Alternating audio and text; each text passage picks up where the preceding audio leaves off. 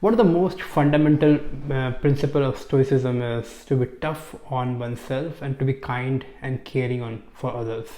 And when we look at the life history of Marcus Aurelius, he was always a kind emperor, but he was very self-restraining and a person who actually kept a lot of watch on himself. So now if we, talk about the same concept in Stoicism, in Stoic selling, the expectation is if you're a practitioner of Stoic selling, the whole intent of selling is to solve problem and have a lot of care for the customer in front of you. The whole idea is to have a lot of care for others and a lot of self-restraint for ourselves.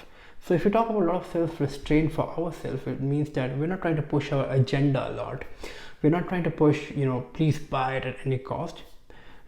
We don't approach with that mindset. Instead, we approach with a mindset of solving the problem, making their life better, making sure they're comforted and they're well taken care and their problems are solved. The whole intent is around caring for the person in front of you.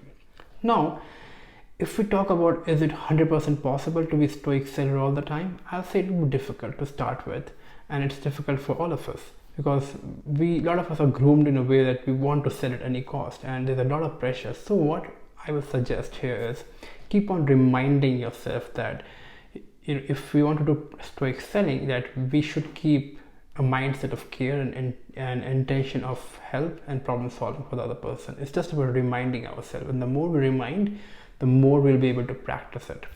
Secondly, in short term, it may happen that if you're trying to do Stoic selling, you might need to say no to your customer because if your solution is not right for the customer. In short term, it will pinch you, it will hurt you because you're losing the sale, but in long term, it will establish a very strong trust and bond with your customer.